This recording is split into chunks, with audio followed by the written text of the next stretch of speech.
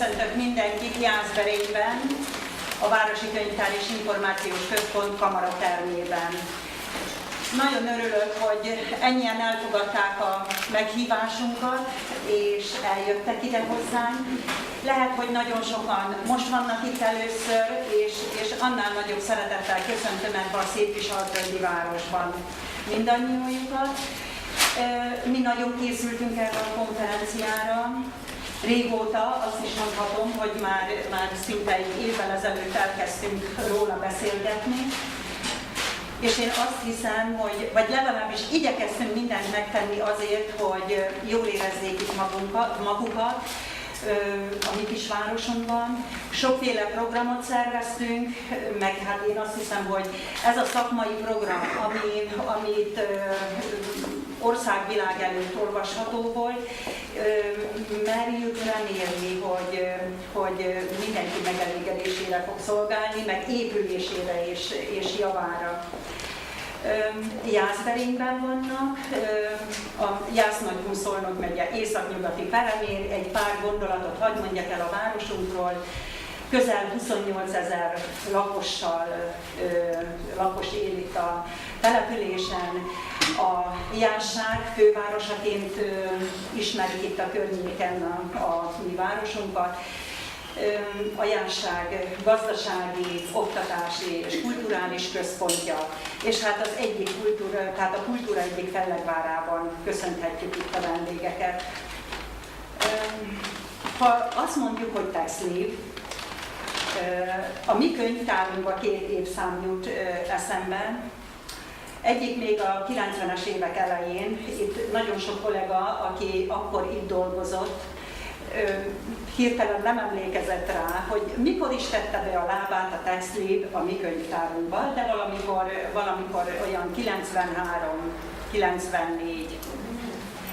A másik évszám 2005, amikor ez az épület megkezdte működését. Ugyanis korábban, akik már itt nézelődtek az épületbe, bizonyára hallották, hogy egy lapostetős kockaépület állt, és 2005-ben egy nagy felújítási munkálat után bővült, szépült, gyarapodott az épületünk, és ennél fogva a munkánk is, állományunk is.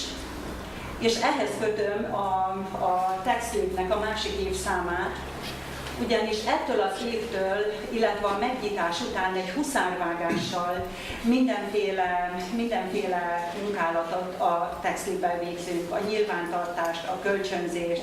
Legyenek üdvözölve, jó napot kívánok, érezzék itt nálunk magukat. Jó.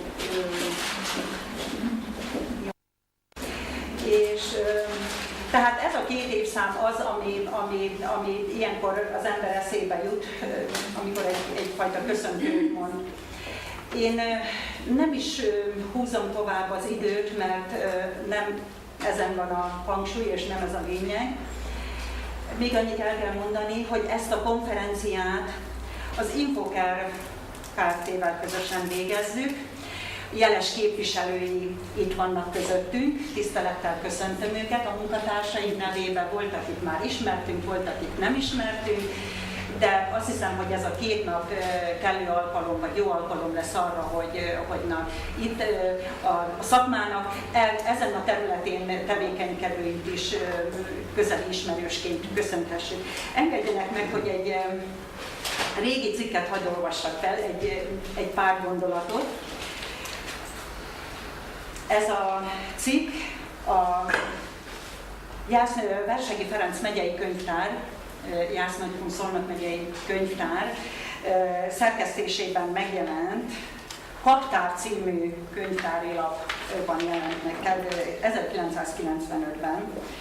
1995. június 8-án új lehetőség nyílt a hálózaton. Létrejött a TextLib List, az programot használni kívánó és a számítógépes hálózatba bekapcsolt könyvtárak elektronikus levelező rendszere.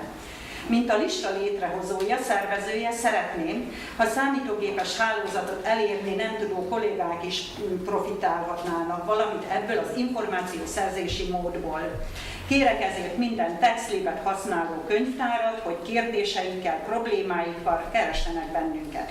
Írta ezt Gráf Zoltán 1995-ben ebben a folyóiratban, és ezt az utóbbi mondattal fejezném be én is a köszöntőmet, hogy mindenféle kérdéssel, problémával forduljanak az itt megjelent 3 úriember, Téglás György, Ték György és Gráf Zoltánhoz, a mai nap folyamán is, meg a holnapi nap folyamán is.